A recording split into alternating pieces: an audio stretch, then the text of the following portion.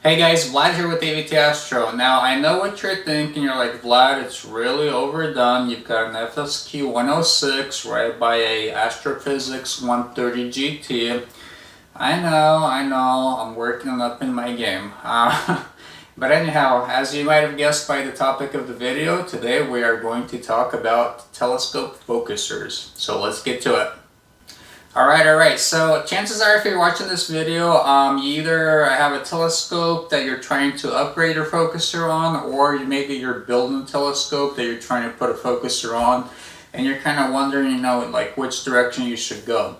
Well, basically, I wanted to start out the video just by covering the very basics of focusers on telescopes, what different designs there are, what different manufacturers are available, and kind of like if you have a stock focuser on your scope, what you should expect from upgrading to like those premium focusers. So yeah, let's take a look at that. Alright, so to start out with, no matter what kind of telescope design you have, the focusers that you're going to be using on that, they all work more or less the same. I mean, essentially what they're doing is they're raising either your eyepiece or your camera, higher or lower above the focal plane to kind of, get it into focus, essentially. So if you have a telescope that already has a focuser, chances are you probably already know why you're trying to upgrade. There's a couple of different things. So if you have a really, heavy eyepiece, right? And you put it into your focuser, whether it's in the diagonal or straight through, probably the diagonal, and of course the cap fell off on that.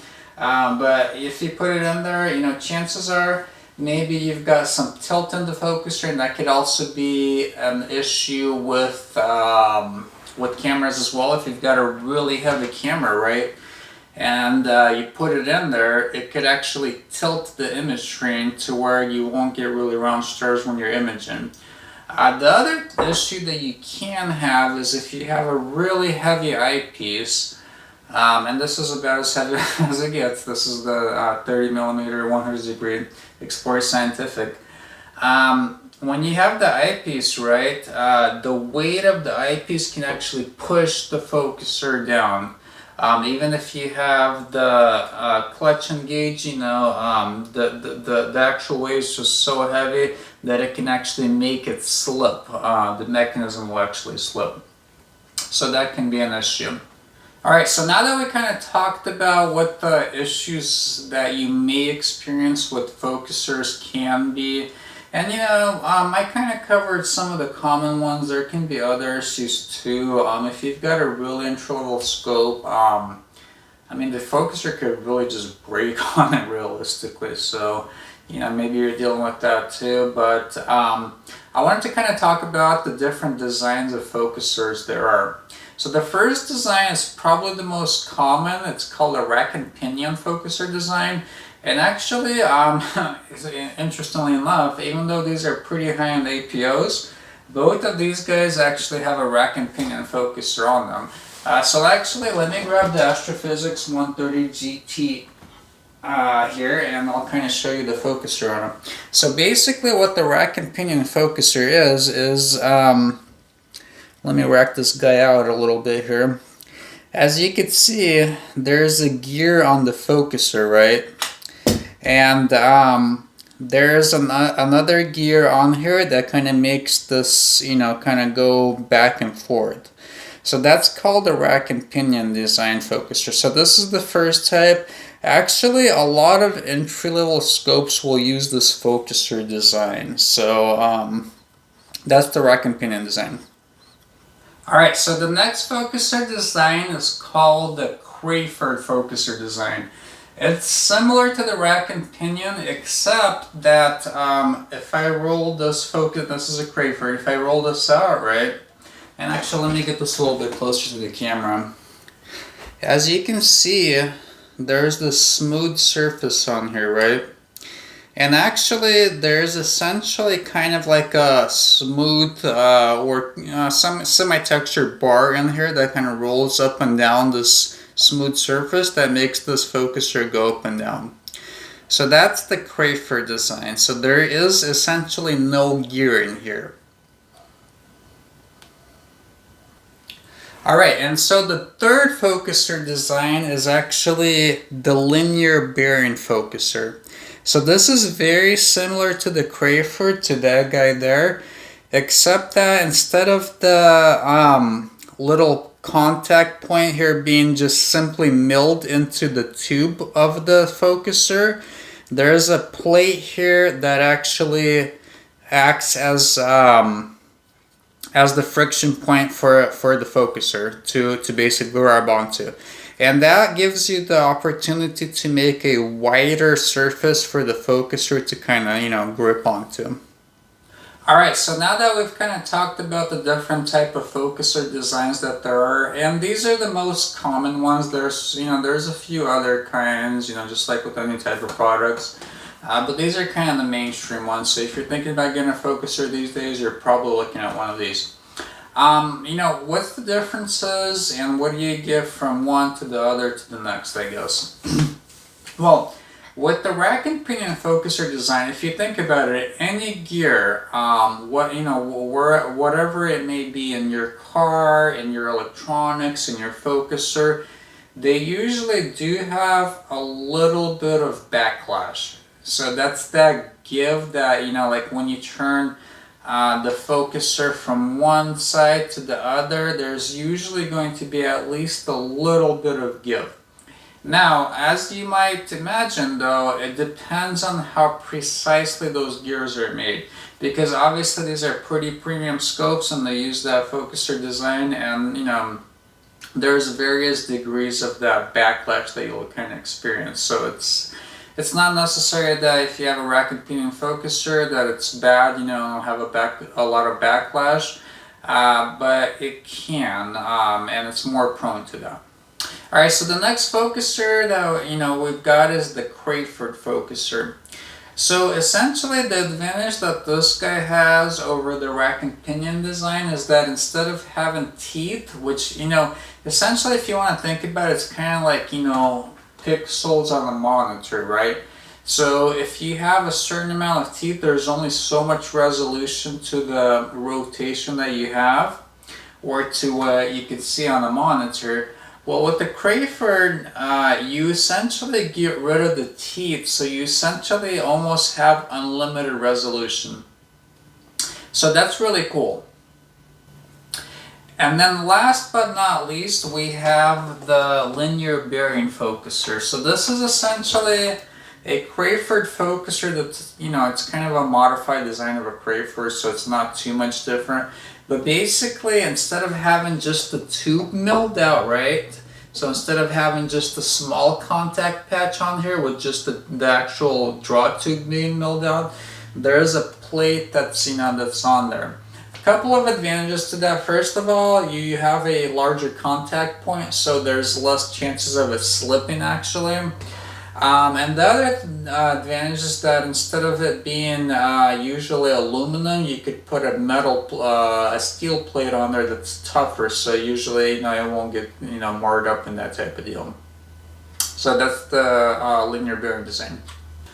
Alright, so now that we've kind of talked about the different designs, what the advantages are and that type of deal is with them, I guess, you know, we're kind of coming down to the section of where the rubber meets the road.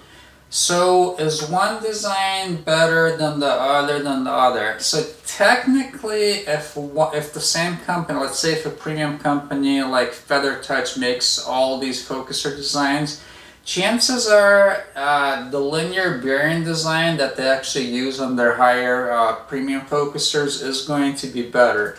What I'll say though is that just in general, if you have a premium made focuser, like let's say the Astrophysics here, compared to this entry-level Chinese focuser that's a linear bearing design, this, you know, well, you know, I'm sure that this will kind of hold an eyepiece fine, and this is a focuser that's made for an SCT. You know, it's just not very smooth. Like if you notice me, you know, trying to turn this right, it's just, you know, just kind of really, you know, notchy turning. So yeah, fine focus knob that is, you know, better, but it's, you know, it's just not super smooth like a Feather Touch would be or a Moonlite focuser. So I guess this kind of brings me to the next kind of section really quick. You know, which focusers are the best on the market? Well, there's really only two brands in the game. I mean, there's either Moonlite focusers or Feather Touch focusers. I've used both of them pretty extensively for both visual and astrophotography. And what I can say is that they're both really excellent. I mean, I wouldn't call one, you know, totally superior to the other one. Now, to kind of expand on that, if you're using one of these guys, whether it's a Moonlite focuser or a Feather Touch focuser for astrophotography use, right? And you're not doing manual focusing, you're actually using a stepper motor. Like this focuser here, I actually have a stepper motor that's a Moonlite stepper that attaches to this little bracket here. I have, you know, I've used these, you know, fairly decent amount. I haven't noticed any difference between the Moonlite and the Feather Touch for astrophotography use. I mean, I've not had any, you know, either of these slip or had any issues with the steppers or anything like that.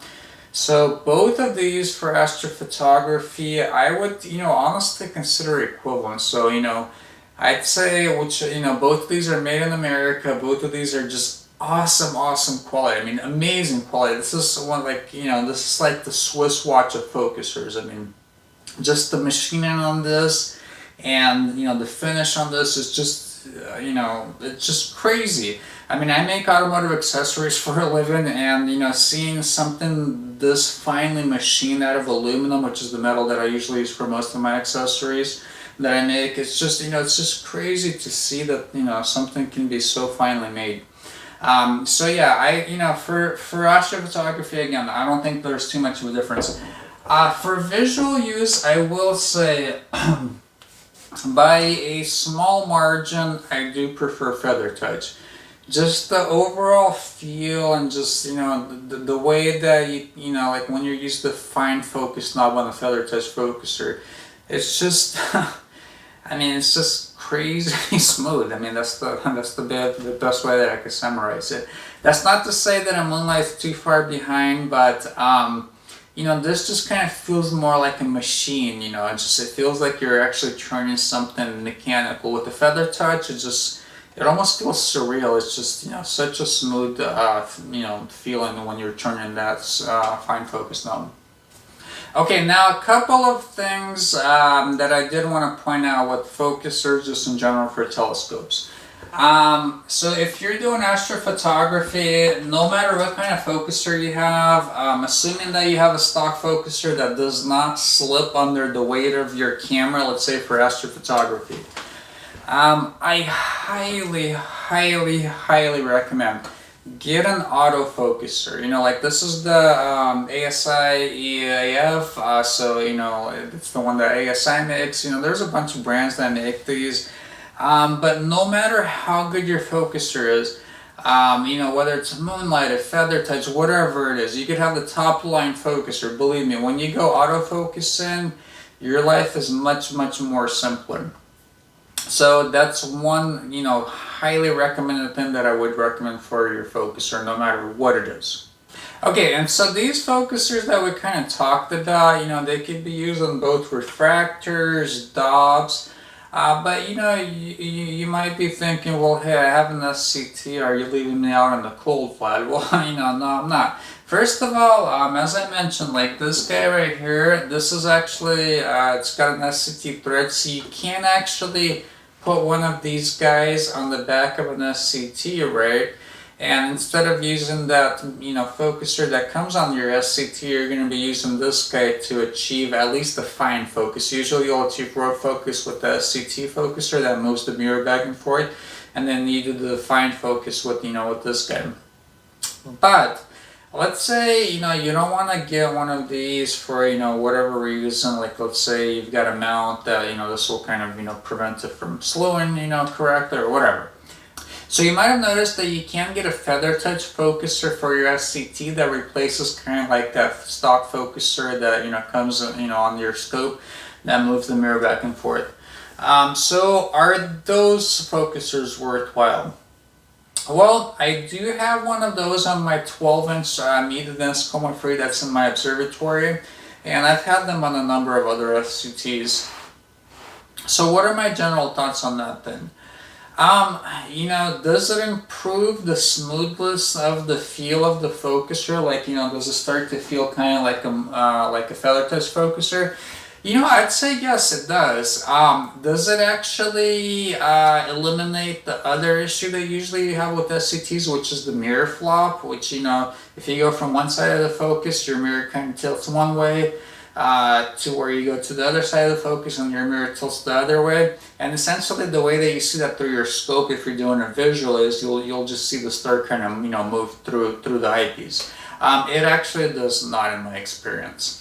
So that's kind of an unfortunate thing that, even if you get a premium and like one of those feather touch focusers for your SCT, it doesn't alleviate all of the issues with an SCT, and that's just because the way that an SCT focuses, right, with the built-in focusers, that it moves the primary mirror on a baffle tube, up and down the tube.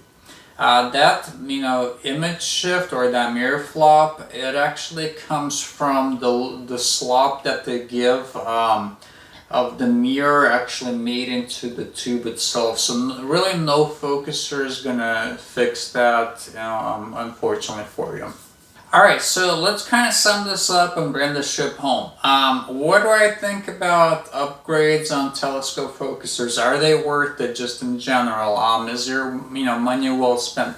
Well, if you're having issues with actual slippage of your stock focuser, then yes, absolutely your money will be well spent upgrading your focuser. If you're having tilt issues with your stock focuser, then especially for astrophotographer, visual is not usually that much of an issue. Then yes, your money will be well spent. For visual use, if you've got a focuser, and you're kind of, you're fine with the feel of it, even if it's a one-speed focuser, like you're not noticing too much of an issue with the feel of it. It may not be worth it to upgrade, but like I said before, to me, one of the biggest improvements I can make to a telescope that I guess I should say that I noticed from going from an entry-level scope to a premium level scope is usually the focuser feel. So to me, quite frankly, I'll be honest with you guys, I kind of had to look up the naming of all these focuser designs before this. Now I knew that there was different focuser designs, and I kind of knew what they were, but I just kind of had to make sure that my knowledge was correct before I made this video, like what the naming structure was of them. I don't I don't look at a scope and, make sure that it has a linear bearing focuser just because it's technically like the best type out there. I know that if let's say if a scope has either like a Moonlite focuser or a feather touch focuser, it's going to be an amazing focuser. Like this astrophysics, they choose to use a Rack and Pinion focuser with a feather touch mechanism though, that that kind of drives it. And this is a great feeling focuser. I haven't had any issues with it. So yeah, I don't particularly suggest like following a particular focuser design. It's really the overall build of it. Overall, if I had to give the king of the crown, just the best focuser out there, I would have to say that feather touch does make the best focuser on the planet for amateur telescopes. Now, having said that, Moonlite is right up there with them. The reason that I say that feather touch is a little bit better is just because of the overall feeling for visual use. If you're using it for astrophotography use, you're never going to notice the difference. And the reason that I say that is because if you're seriously into astrophotography, you're going to have an autofocuser anyway. So hopefully you guys found the video interesting and informative. If you have any questions or comments or anything like that, leave them in the link below on YouTube there. If you like the video, do hit the like button. If you're not subscribed, please do consider subscribing, and I'll see you guys in the next video. Bye.